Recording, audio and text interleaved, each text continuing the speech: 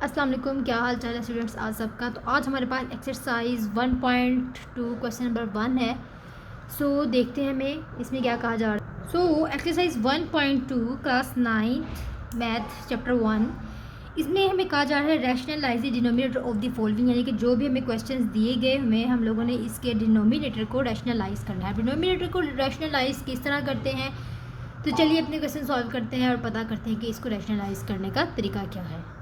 बिस्मिल्लाहिर्रहमानिर्रहीम। तो आ जाते हैं अपने क्वेश्चन नंबर 1 की तरफ। सबसे पहले तो हम लोगों को अपने क्वेश्चन को एज इट इज़ लिखना होता है जो कि हमें दिया गया होता है। उसके बाद आपने क्या करना है, आपने जो कि हमारे पास डिनोमिनेटर आ रहा है, डिनोमिनेटर नीचे वाली चीज़ को बोलते हैं, ठीक है, इसको डिनोमिनेटर बोलते हैं। जो आपके पास डिनोमिनेटर आ रहा होता है, आपने उसका जो मिडल साइन होता है उसको चेंज कर देना होता है और उसको हम लोगों ने इस वाली वैल्यू के साथ मल्टीप्लाई भी करवाना होता है और डिवाइड भी कराना होता है। जैसे कि आप देख सकते हैं 4 का हम लोगों ने जो मिडिल वाला साइन है इनका प्लस था, बम माइनस में चेंज कर दी। सिर्फ मिडिल वाला साइन जो है वो चेंज होगा, बाकी कोई साइन चेंज नहीं होगा। ऊपर भी वही वैल्यू लिखनी है और नीचे भी हमने वही वैल्यू लिखनी है और ये हमारी इस वैल्यू के साथ मल्टीप्लाई भी हो गया और डिवाइड भी हो गया। तो देन इसको फर्दर सॉल्व करते हैं इसको रैशनलाइज करने के लिए। तो देखें आगे क्या होता है। सबसे पहले आप इधर देखें, हम लोगों ने 13 लिखा, उसके बाद ये वैल्यू हमारे इसके साथ मल्टीप्लाई हो रही है तो हम लोगों ने इसको इस तरीके से लिख दिया। उसके बाद यहाँ पर आप देखें तो यहाँ पर आपको एक फार्मूला मिलता है। वो फार्मूला क्या है ये देखें आप। फार्मूला हमारे पास आता है a प्लस बी, इसका हमारे पास आता है a माइनस बी, देन हमारे पास आता है a square minus B square. तो हमारे पास यही सेम सिचुएशन है, एक हमारे पास वैल्यू प्लस में है और एक हमारे पास वैल्यू माइनस में आ रही है। तो यानी कि हम लोग इस फॉर्मूले को यहाँ पर ओपन कर सकते हैं, हम लोग ये वाला आंसर इसका लेकर आ सकते हैं। तो चलिए इस फार्मूले को यहाँ पर क्लोज करते हैं। ये देखें, सबसे पहली वैल्यू हमारे पास 4 है तो हम लोगों ने इधर 4 का स्क्वायर लिख देना है, बीच में माइनस का साइन आएगा इस फार्मूले के अकॉर्डिंग। तो इधर हमारे पास है √3, तो √3 आ जाएगा और इसका स्क्वायर आ जाएगा। सबसे पहले तो आप इधर देखें, ऊपर वाली वैल्यू हमारे पास एज इट इज़ ही रहेगी। सबसे पहले हम लोग नीचे वाली वैल्यू को सॉल्व करते हैं। तो ये देखें 4 का स्क्वायर हमारे पास आता है 4 × 4 = 16। इधर हमारे पास आ जाएगा 16 और उसके बाद ये स्क्वायर जो है वो जो हमारे पास √ होता है उससे कट हो जाता है, जैसे कि आप सब लोगों को पता है। उसकी जगह हमारे पास आ जाएगा 3। देन ऊपर वाली वैल्यू हमारे पास बिल्कुल एज इट इज़ सेम रह रही है। नीचे वाली वैल्यू जो है वो 16 में से अगर आप 3 माइनस करते हैं तो हमारे पास आ जाता है 13। अब ये वाला 13 इस 13 के साथ कट कर देंगे तो ये हमारे पास जो है वो बच जाएगा और यही हमारे पास फाइनल आंसर आ जाता है। होप सो फर्स्ट क्वेश्चन की आपको अच्छे से समझ आ चुकी होगी। नेक्स्ट क्वेश्चन की तरफ चलते हैं। चलेंगे अपने सेकंड क्वेश्चन की तरफ आ जाते हैं, जो कि हमारे पास है √2 + √5 ओवर √3। तो सबसे पहले आप क्वेश्चन को एज इट इज़ लिखेंगे। अब आप देख सकते हैं कि जो हमारे पास डिवाइड होने वाली वैल्यू है वो जस्ट एक ही वैल्यू है, यानी इसकी मिडल कोई साइन ही नहीं है। ये वैल्यू ही एक है तो इसके मिडल साइन हो किस तरह सकता है। तो हम लोगों ने जब इस तरह की सिचुएशन आ जाए तो हम लोगों ने जस्ट वो एक नंबर एज इट इज़ ही लिख देना होता है, मतलब उसको एज इट इज़ ही मल्टीप्लाई करवाना होता है और एज इट इज़ ही उसको हम लोगों ने डिवाइड कराना होता है। तो चलिए अब ऐसे ही करते हैं। सबसे पहले आप ये देखिए √3 है वो मल्टीप्लाई हो रहा है √2 के साथ प्लस √5 के साथ। नीचे वाली जो दो वैल्यूज है हमारे पास बिल्कुल सेम है तो इसको हम लोग लिख लेते हैं √3 का स्क्वायर रूट जो है वो स्क्वायर से कट हो जाता है। उसके बाद हमारे पास जो है वो वैल्यू रह जाती है। उसके बाद आप ये देखिए जो ऊपर वाली वैल्यू है वो हम लोगों ने जो देखिए √ वाली वैल्यू होती है वो सिर्फ √ वाली वैल्यू के साथ ही मल्टीप्लाई हो जाती है। तो हम लोगों को √ वाली वैल्यू उसके साथ मल्टीप्लाई करवानी है, जिसमें 3 × 2 = 6 है प्लस हमारे पास 3 × 5 = 15 आ जाता है, ठीक है। तो ये हमारे पास जो है वो यही है हमारे पास फाइनल आंसर, यानी कि इस क्वेश्चन को भी हमने रैशनलाइज कर लिया है। ओवर 3 आ जाता है, ठीक है। ये हमारे पास है इसका फाइनल आंसर। चलते हैं अपने नेक्स्ट क्वेश्चन की तरफ। ये भी हमारे पास ऊपर वाले क्वेश्चन की तरह ही है बिल्कुल, यानी कि हमें यहाँ पे भी सिंगल वैल्यू ही दी गई है तो इसको भी हम लोग एज इट इज़ ही मल्टीप्लाई करवाएंगे और एज इट इज़ ही हम लोग इस वैल्यू को डिवाइड कराएंगे। फॉर एग्जांपल 5 ओवर √5, ठीक है। इसको भी हम लोग ऊपर वाले क्वेश्चन की तरह सॉल्व करते हैं। ये देखिए √5 जो है वो मल्टीप्लाई हो रहा है √2 - 1 के साथ, और ओवर में जो हमारे पास आ जाता है वो है √5 का होल स्केयर। तो स्केयर हमारे पास स्केयर रूट से कट हो जाता है। उसके बाद अंडर रूट वाली वैल्यू को जिससे हम लोगों ने ऊपर मल्टीप्लाई करवाया था, यहाँ पर आप देख सकते हैं 3 को 2 के साथ मल्टीप्लाई करवाया था, उसी तरह हम लोग इधर भी मल्टीप्लाई कराएंगे। 5 2 ज़ा 10, अंडर रूट में 10 आ जाएगा, और इधर माइनस है तो इसके साथ अगर हम लोग डिवाइड कराएं तो हमारे पास √5 आ जाएगा, बिकॉज √5 1 ज़ा √5, जिस तरह बाकी टेबल होते हैं हमारे पास 1 1 ज़ा 1 होता है, इसी तरह हमारे पास जो है वो √5 1 ज़ा हमारे पास √5 ही आ जाता है। ठीक है, तो इसको भी हम लोग √5 लिखेंगे। उसके बाद नीचे वाली वैल्यू हमारे पास बचती है 5। दैट्स इट, ये क्वेश्चन हमारे पास सॉल्व हो चुका है, इसका आंसर यही है। इसको हम लोग फर्दर सॉल्व नहीं कर सकते हैं।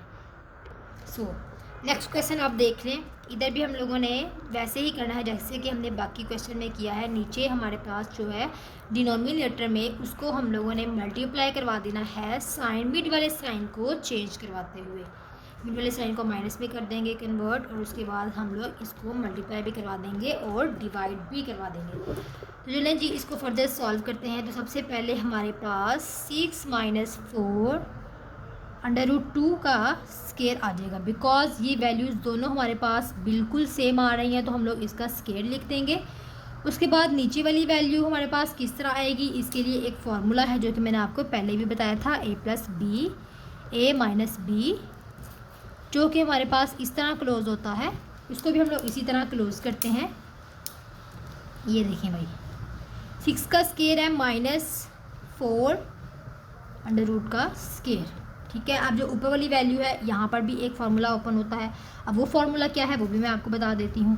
तो ये देखिए, एक फार्मूला हमारे पास होता है a - b का होल स्केयर, जो कि हमारे पास हमें जो है वो ओपन करके इसका आंसर आता है a² + b² - 2ab।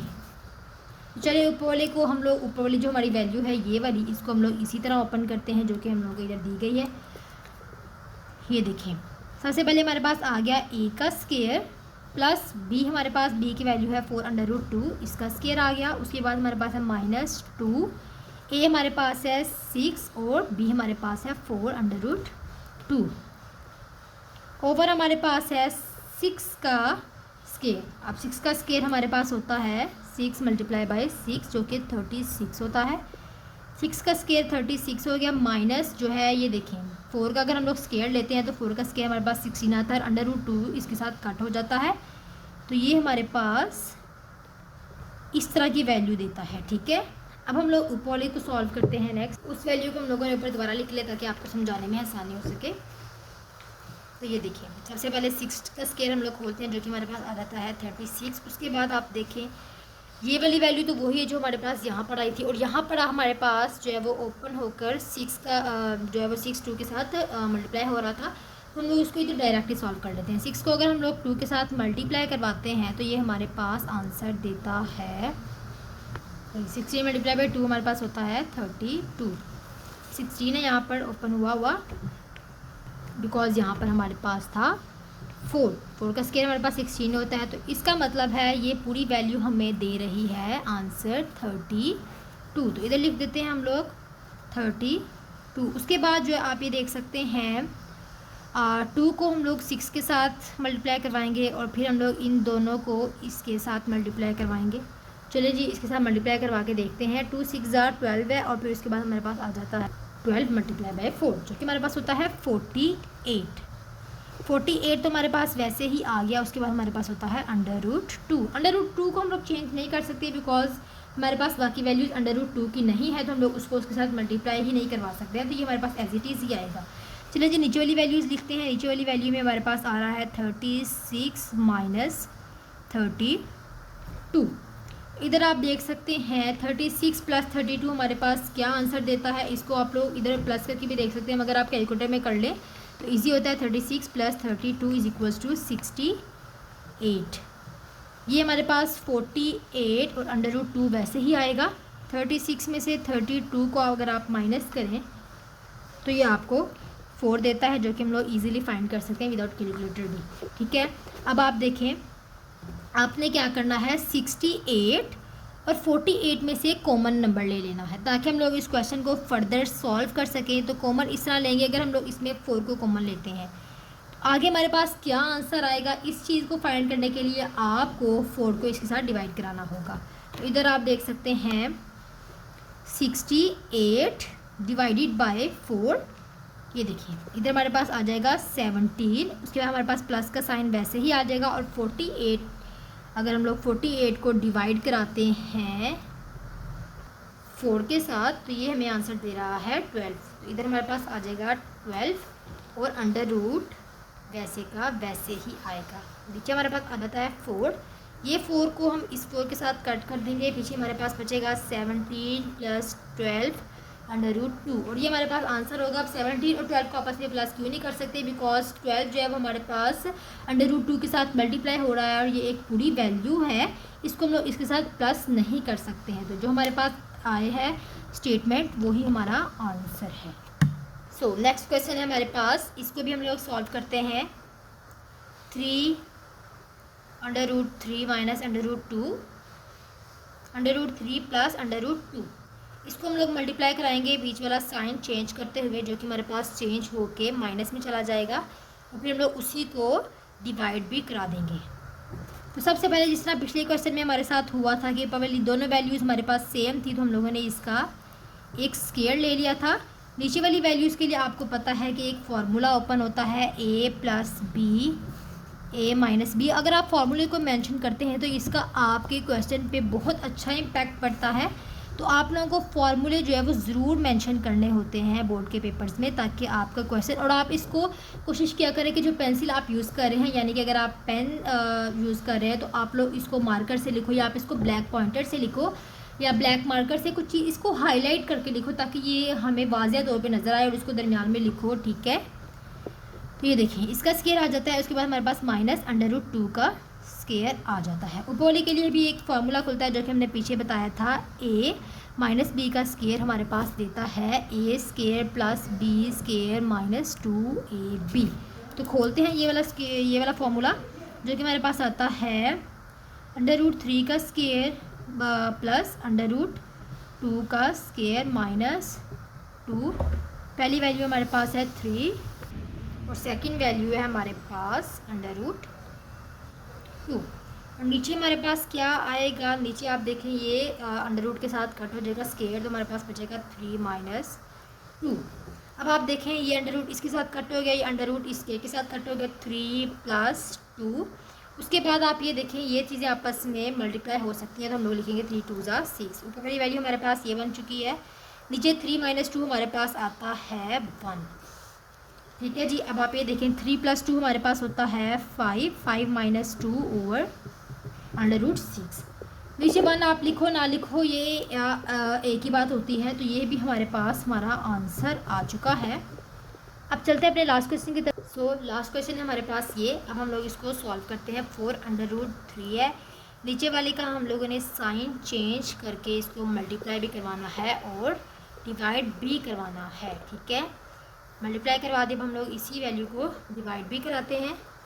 अब आप ये देखें हमारे पास क्या आ रहा है, 4 अंडर रूट 3 जो है वो मल्टीप्लाई हो रहा है under root 7 minus under root 5 के साथ। उसके बाद हमारे पास नीचे वाली वैल्यू के लिए एक फार्मूला था जो मैंने आपको पहले भी बताया था, यानी कि तकरीबन हर क्वेश्चन में ये फार्मूला यूज़ हुआ है। ये फार्मूला अब तक तो आपकी ज़ुबान पर चढ़ गया होगा, बहुत ही आसान फार्मूला है ये। तो यही फार्मूला हम लोग इधर भी यूज़ करेंगे।